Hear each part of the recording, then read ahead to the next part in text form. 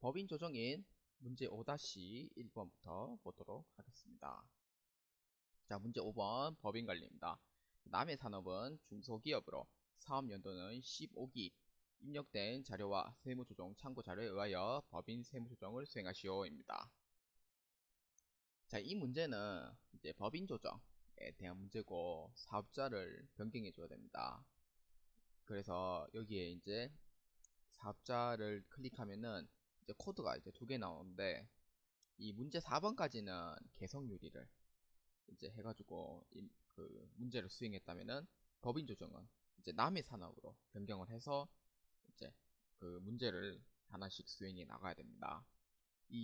이걸 다르게 하는 이유가 어떤 이유냐고 제가 생각을 하면은 이제 법인 조정은 이제 법인 조정만에 따로 이제 장부를 만들어서 이 문제를 출제하는 경우가 있습니다.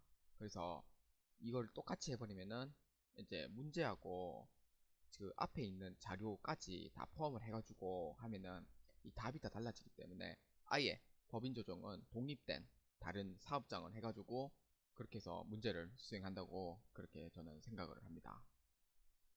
자, 그래서 남의 산업으로 이제 변경을 해주면 되고요. 자, 다시 이제 문제를 보도록 하겠습니다.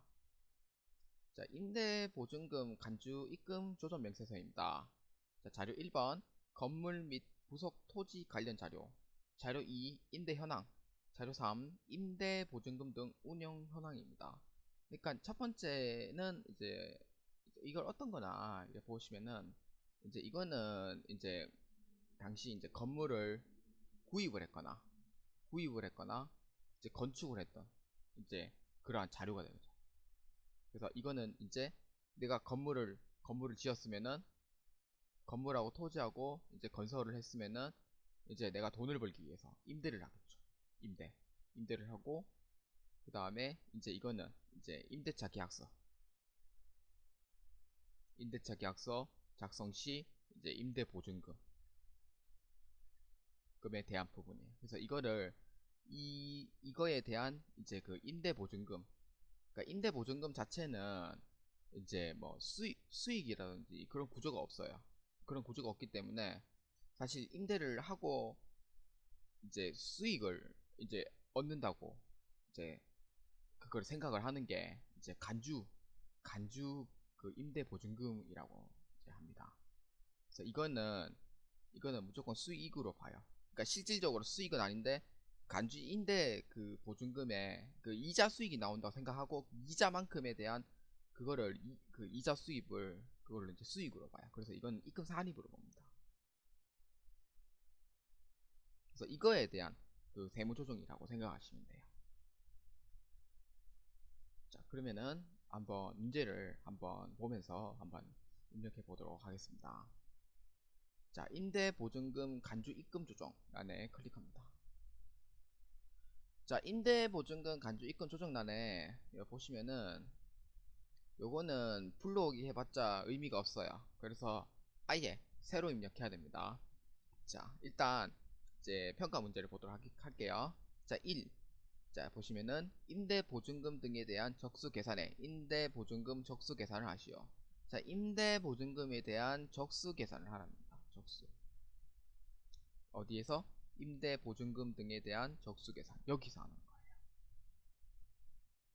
자, 이거는 지금 자료 2번을 보시면 되는 문제거든요. 자료 2번을 보시면 됩니다. 일자는 1월 1일. 왜 1월 1일이냐? 라고 또 이게 의문점을 또 가질 수도 있어요. 근데 이게 임대 기간이 2018년 1월 1일부터이기 때문에 지금 이 이제 사업연도, 그러니까 즉 회계연도를 얘기하죠. 사업연도는 지금 2019년으로 되어 있단 말이에요. 2019년. 그래서 2018년 1월 1일부터 시작을 했지만 지금 기간 경과는 지금 2019년 1월 1일이기 때문에 2019년 1월 1일로 작성을 하는 겁니다. 2018년 1월 1일이 아닌 현재 지금 연도가 2019년이기 때문에 그래서 2019년 1월 1일로 입력을 하는 거예요. 조견은 당연히 정기 2월이죠. 왜냐면은 2018년 1월 1일부터 시작을 했고 지금도 임대 기간이 2년 중에 1년이 경과했기 때문에 정기 2월로 보는 거예요. 자, 임대보증금 입금 얼마? 6억 원으로 입력합니다. 그러면은 일수는 정기 2월부터 하기 때문에 365일만큼 219억 원이 적수 계산이 됩니다. 자, 2. 건설비 상당액 적수 계산에 건설비 적수 계산을 하시오입니다. 자, 건설비 상당액 적수 계산이에요. 이거는 어디서 보냐면은 자료 1번에서 봅니다. 건물 및 부속 토지 관련 자료 중에서 건물 이거를 보는 거예요. 이거를 보고 건설비 총액 적수에 입력합니다. 자, 일자는 이제 취득일이 2015년 1월 25일이지만 지금은 2019년이거든요. 그래서 일자는 정기 2월인 1월 1일로 봅니다. 자, 건설비 총액은 지금 2019년 8월 4일에 냉방 장치를 1000만원에 설치하였고 건물 취득 원가에 포함되어 있다라고 되어 있어요. 그래서 이거는 8월 4일에 자본조 지출을 했기 때문에 자본조 지출한 그 금액만큼 일단은 빼줘야 됩니다. 그래서 2억 7천만원만큼 입력합니다.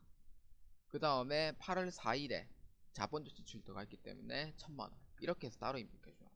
한 번에 2억 8천만원 입력하는 게 아니고 이제 2015년 1월 25일에 취득한 2억 8천만원에서 자본 수출 1000만원 뺀 2억 7천만원만큼 입력하고 그 다음에 8월 4일에 자본을 지출을 했기 때문에 1000만원만큼 포함해서 입력을 해주는 거예요. 그래서 건설비 총액 적수는 총 얼마냐면은 100억 5천만원 이렇게 되는 거예요. 100억인가요? 1000억 5천만원입니다. 이 단위가 크면 저도 한 번씩 깔려서요. 저 이해를 부탁드립니다. 자, 건물 연면적 족수예요. 연면적 족수는 자료 1번에 보시면 면적이라고 되어 있습니다. 토지 면적 500m 제곱하고 연면적 2000m 제곱이라고 되어 있어요. 그래서 이거는 건물에 대한 연면적을 얘기하기 때문에 2000m 제곱을 입력합니다. 똑같이 1월 1일입니다. 그러면은 적수는 73만 이렇게 나오고요.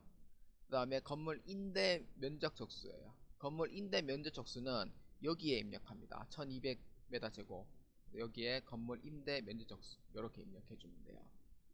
자, 이거는 입실 면적하고 퇴실 면적인데 퇴실 면적 같은 경우에는 어떤 거냐면은 임대 기간이 끝나고 이제 퇴실한 면적을 얘기하고요.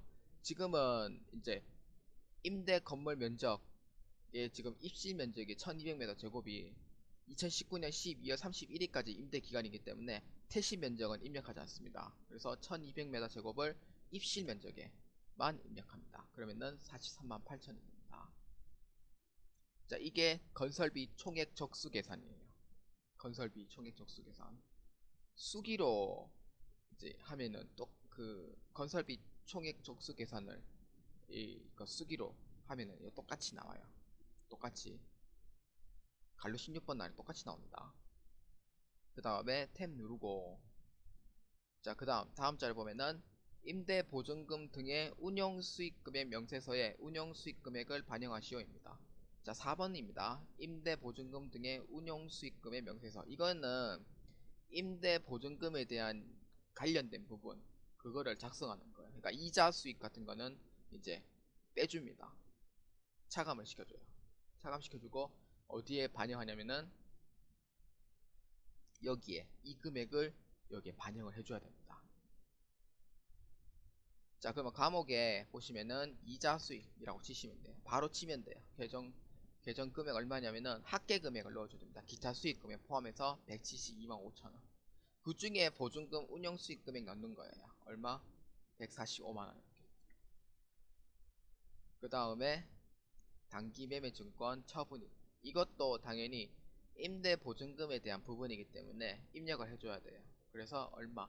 총 금액, 계정 금액에 있는 80만원 하고 운영금 수익 금액 얼마? 50만원으로 입력해줍니다. 그러면은 운영금 수익 금액 31번 난이 여기에 운영금 보증금 수익 금액 195만원이 반영되어 있습니다. 라고 이제 그렇게 보시면 되고요. 자, 과정은 이제 이 계산 과정이 이래도 어떻게 되냐면은 이 임대 보증금 적수하고 건설비 상당 그 적수를 차감해 줍니다. 그러니까 즉 이 금액에서 이 금액만큼 차감을 해줘.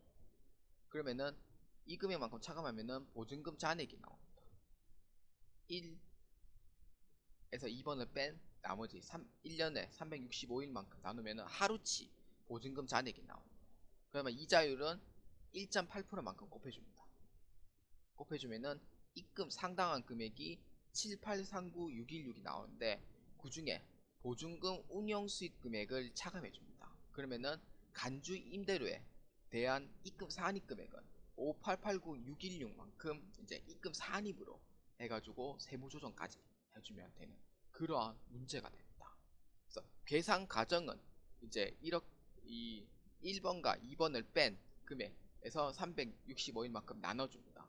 그 다음에 이자율 1.8%만큼 곱해주면은 간주 임대료에 대한 이자 수익 금액은 얼마? 7839616이 되는 거예요.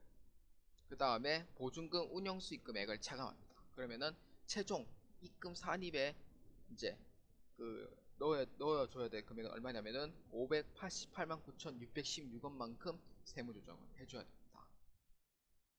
자, 그러면은 이제 마지막 세무조정까지 하고 이제 마무리 해보도록 하겠습니다. 자, 학계 등록에 클릭합니다.